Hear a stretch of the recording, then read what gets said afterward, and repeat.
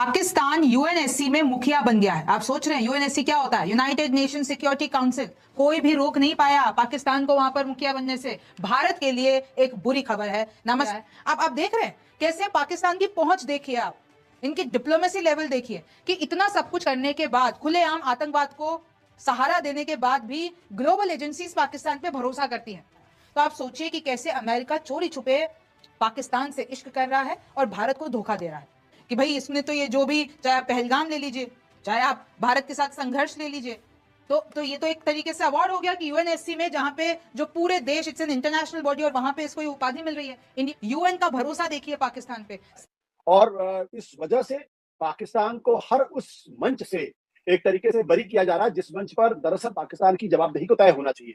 इसका मतलब ये कि भारत ने जितनी मजबूती के साथ अपनी बात को रखने की कोशिश की, उसका दुनिया के दूसरे देशों के नुमाइंदों पर उसका कोई असर नहीं पड़ा। तो उसका अर्थ तो बहुत साफ है कि भारत लगातार दुनिया को कन्विंस ही नहीं कर पा रहा है। तो जब आप आईएमएफ को नहीं कन्विंस कर पाए, जब आप एडीबी बैंक को नहीं कन्विंस कर पाए, तो आप एफएटीएफ को कैसे कन्विंस करेंगे? इसलिए ये बहुत ही दुखद स्थिति है और भारत के लोगों को इस बारे में सोचना चाहिए। तो इनको तथा पता है क्या किस जिम्मेदारी पर पाकिस्तान को इतना भाव दिया जा रहा है दुनिया? एक उदाहरण तो आप ये ले लीजिए कि जिस तरीके से गजा पे इजराइल लगातार हमले कर रहा है वहां के, और बल्कि परसेप्शन ये जा रहा है कि भारत इजराइल के साथ ज्यादा खड़ा हुआ है और गजा भारत को अकेलापन भारत हो जाएगा। कितना संकट का सामना करना पड़ सकता है, कितना नुकसान मुझे लगता है कि ये भारत की विदेश नीति एक बड़े गहरे संकट की तरफ बढ़ती हुई लगातार दिखाई पड़ रही है। अगर आप ऑपरेशन सिंदूर के बाद जो सीज फायर हुआ है उसमें भी अगर आप देखें तो कम से कम पाकिस्तान के साथ 3 बड़े महत्वपूर्ण देश आज की तारीख में खड़े हुए हैं, लेकिन भारत के साथ तो रूस भी खुलकर सामने नहीं आया, चीन तो छोड़ ही दीजिए आप। तो वैसे में पूरी दुनिया में जब भारत अलग थलग पड़ता हुआ दिखाई पड़ रहा हो तो ये एक बहुत ही जिसे कहते हैं अविश्वसनीय सी बात है, क्योंकि आज की तारीख में ना अमेरिका आपके साथ है, चीन से आपकी दुश्मनी दुनिया को मालूम है, आपके पड़ोस में पाकिस्तान है, बांग्लादेश है, यहाँ तक कि श्रीलंका है। ये वो सारे देश हैं जो आपके साथ मजबूती के साथ खड़े नहीं हो रहे हैं और भारत को अपनी विदेश नीति पर नए सिरे से सोचने की जरूरत है। जी हाँ दोस्तों, वीडियो के शुरू में आपने देख लिया, आगे चलकर मुकम्मल तफसील से वीडियो देख सकते हैं।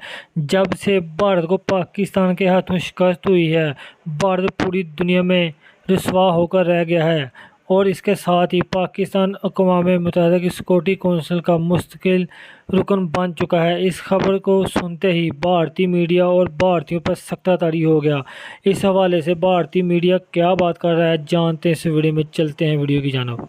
पाकिस्तान यूएनएससी में मुखिया बन गया है। आप सोच रहे हैं यूएनएससी क्या होता है? United nation security council. कोई भी रोक नहीं पाया पाकिस्तान को वहां पर मुखिया बनने से। भारत के लिए एक बुरी खबर है। नमस्ते, मेरा नाम रिमझिम जेठानी है और आप न्यूज़ 24 देख रहे हैं। और अब मैं आपको एक ऐसी बात बताने वाली हूं जो कि एक आयरनी है। कैसे है?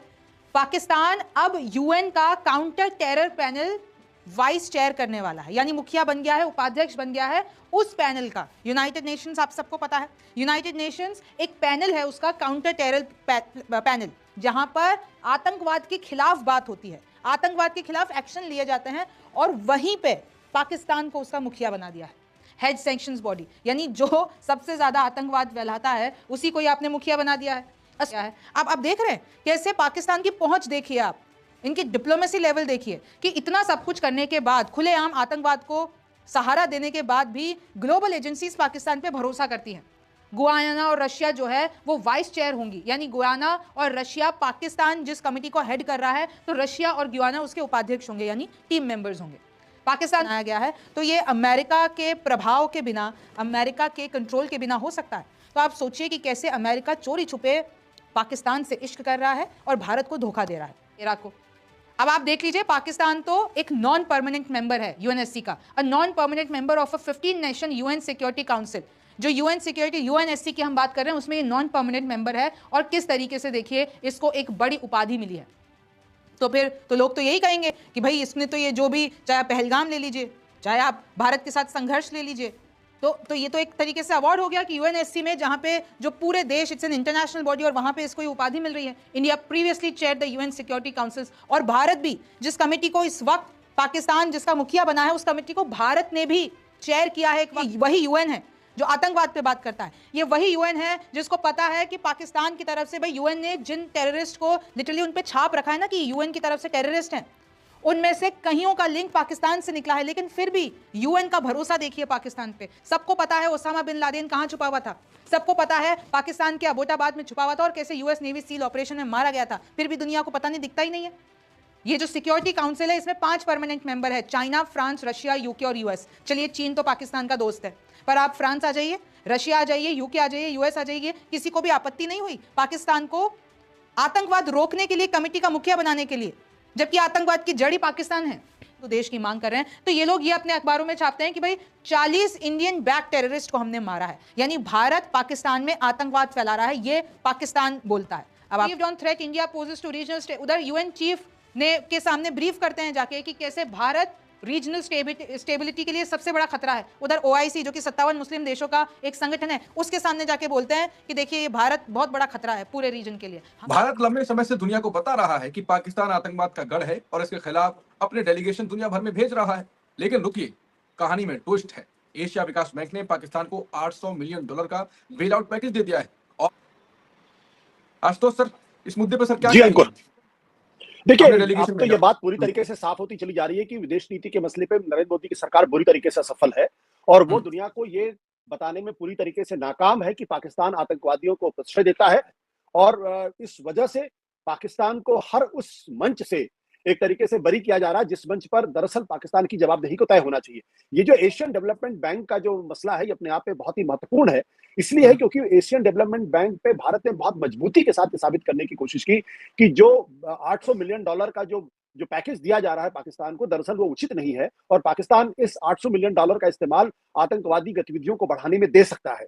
इसका मतलब ये कि भारत ने जितनी मजबूती के साथ अपनी बात को रखने की कोशिश की, उसका दुनिया के दूसरे देशों के नुमाइंदों पर उसका कोई असर नहीं पड़ा, इसीलिए उन्होंने भारत की एक तरीके से अनदेखी कर दी और पाकिस्तान को $800 मिलियन का किया।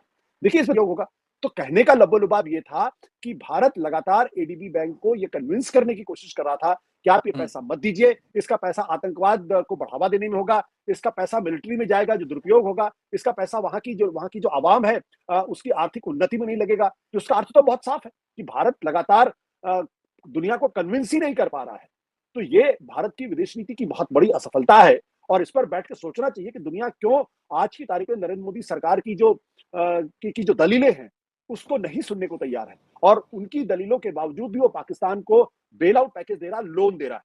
अब एक और चीज, जब आप आईएमएफ को नहीं कन्विंस कर पाए, जब आप एडीबी बैंक को नहीं कन्विंस कर पाए, तो आप एफएटीएफ को कैसे कन्विंस करेंगे? इसलिए ये बहुत ही दुखद स्थिति है और भारत के लोगों को इस बारे में सोचना चाहिए। बिल्कुल, भारत के लोगों को इस बारे में सोचना तो चाहिए। जो जैसा कि आपने कहा कि हमने काफी तर्क दिए कि पाकिस्तान की आर्थिक व्यवस्था, आर्थिक हालात कैसे हैं, संकट में है, ऐसा होगा वैसा होगा, लेकिन ये बात भी सच है। तो इनको धता बताया गया, किस जिम्मेदारी पर पाकिस्तान को इतना भाव दिया जा रहा है दुनिया में? नहीं, सवाल जिम्मेदारी का नहीं है, सवाल इस बात को लेकर ये कि भारत अपनी बातों को अंतर्राष्ट्रीय मंचों पर मजबूती से या तो रख नहीं रहा है या उसकी बातों को लोग तवज्जो नहीं दे रहे। दोनों स्थितियां हो सकती हैं। और एक चीज ये है कि जिस तरीके से मुझे लगता है कि भारत की जो विदेश नीति के जो रखवाले लोग हैं वो शायद उन्होंने पिछले दिनों में जो तमाम देश हैं और तमाम जो उनके रिप्रेजेंटेटिव्स हैं उनको नाराज ज्यादा किया है और कुछ ऐसी पॉलिसीज परसू की हैं जो लोगों के गले नहीं उतर रही। अब जैसे एक उदाहरण तो आप ये ले लीजिए कि जिस तरीके से गजा पे इजराइल लगातार हमले कर रहा है, वहां के निर्दोष लोगों को लगातार कत्लेआम कर रहा है, नरसंहार कर रहा है, जेनोसाइड कर रहा है, उस पर साउथ अफ्रीका लीड लेने की कोशिश करता है, वो इजराइल के खिलाफ बात करने की कोशिश करता है, फ्रांस से इनके खिलाफ बात करने की कोशिश करता है, जर्मनी बात करने की कोशिश करता है। सब लोग एक तरीके से इजराइल की इस हरकत पर काफी नाराज है, लेकिन भारत इस पूरे मसले पर दो टूक स्टैंड नहीं रख रहा और बल्कि परसेप्शन ये जा रहा है कि भारत इजराइल के साथ ज्यादा खड़ा हुआ है और गजा के मसले पर वो सिर्फ एक लिप सर्विस कर रहा है। इसी तरीके से जब यूक्रेन की लड़ाई हुई उस वक्त भी जब पूरी दुनिया, पूरा जो यूरोपियन यूनियन है और अमेरिका वो यूक्रेन के साथ खड़े हुए थे कि वो ये मानते थे कि रूस ने गलत किया है और रूस जिस तरीके की पॉलिसी कर रहा है, जिस तरीके से हमले कर रहा है, उससे एक संप्रभु देश की जो संप्रभुता है वो खतरे में पड़ रही है, वो जानबूझकर यूक्रेन पर अपने कब्जे में लेना चाहता है। उस वक्त भी भारत ने रूस के साथ लगातार अपनी जो ऑयल थी, क्रूड ऑयल, वो लगातार उनसे लेता रहा। तो यहां पर भी लोगों ने ये देखा कि दरअसल भारत की विदेश नीति रूस के साथ ज्यादा अलाइंड है बनस्पति के यूक्रेन के साथ। तो ये कुछ ऐसे सवाल हैं जिन सवालों के जवाब भारत सरकार से पूछने चाहिए। और जैसा मैं पहले भी कह चुका हूं कि जब नाराजगी का आलम यह था कि हमारे विदेश मंत्रियों को जब यूरोपियन कंट्रीज के साथ एक रिश्ता रखने की कोशिश करनी चाहिए, तब आप उनको नाराज कर रहे थे और तब आप ये कह रहे थे कि हमको प्रीचर्स की नहीं पार्टनर्स की जरूरत है। तो ये स्टेटमेंट अपने आप में ही काफी है बताने के लिए कि दरअसल भारत की जो विदेश नीति पिछले सालों में रही है, या मोदी सरकार की जो विदेश नीति रही है, वो दोस्त बनाने की विदेश नीति कम है, दुश्मन खड़े करने की ज्यादा है। अन्यथा कोई कारण नहीं है कि भारत आखिरी सवाल, इस नीति का भविष्य में कितना भारत को अकेलापन भारत हो जाएगा और भारत का कितना संकट का सामना करना पड़ सकता है, कितना नुकसान हो मुझे सकता लगता है कि ये भारत की विदेश नीति एक बड़े गहरे संकट की तरफ बढ़ती हुई लगातार दिखाई पड़ रही है। अगर आप ऑपरेशन सिंदूर के बाद जो सीज़फायर हुआ है, उसमें भी अगर आप देखें, तो कम से कम पाकिस्तान के साथ 3 बड़े महत्वपूर्ण देश आज की तारीख में खड़े हुए हैं। चीन तो हथियार सप्लाई कर रहा है, पूरी लड़ाई एक तरीके से पाकिस्तान के लड़ रहा है। तुर्की जैसा जो मुस्लिम कंट्री है, वो मजबूती के साथ उसके साथ खड़ा हुआ है। उसका बेड़ा भी जो खाड़ी में अरब सागर में आया हुआ था। इसके साथ-साथ अज़रबैजान जैसा है, लेकिन भारत के साथ कौन खड़ा था? आप एक भी देश का नाम नहीं ले सकते जिसने भारत का पक्ष लिया हो। कोलंबिया जैसे देश ने भी कहा था कि जिन लोगों की मौत पाकिस्तान में हुई, उनके साथ उनकी सहानुभूति, हालांकि ये बात अलग है कि बाद में उन्होंने अपने बयान को पीछे कर लिया, लेकिन भारत के साथ रूस भी खुलकर सामने नहीं आया। चीन तो कहा छोड़ ही दीजिए आप। तो वैसे में पूरी दुनिया में जब भारत अलग थलग पड़ता हुआ दिखाई पड़ रहा हो, तो ये एक बहुत ही जिसे कहते हैं अविश्वसनीय सी बात है, क्योंकि आज की तारीख में ना अमेरिका आपके साथ है, वो कह रहे हैं कि भाई भारत अमेरिका इस बात से नाराज है क्योंकि आप रूस के साथ आप हथियार ले रहे हैं, हमारे साथ हथियार नहीं ले रहे। चीन से आपकी दुश्मनी दुनिया को मालूम है। आपके पड़ोस में पाकिस्तान है, बांग्लादेश है, यहाँ तक कि श्रीलंका है। ये वो सारे देश हैं जो आपके साथ जी हाँ दोस्तों, अगर आप भारतीय मीडिया का रिएक्शन देखना और सुनना पसंद करते हैं तो मेरे चैनल को सब्सक्राइब करें ताकि इस तरह की इंफॉर्मेटिव वीडियो आप तक बर वक्त पहुँचती रहे। मिलते हैं नेक्स्ट वीडियो में। नेक्स्ट वीडियो दीजिए इजाज़त। अल्लाह हाफिज़।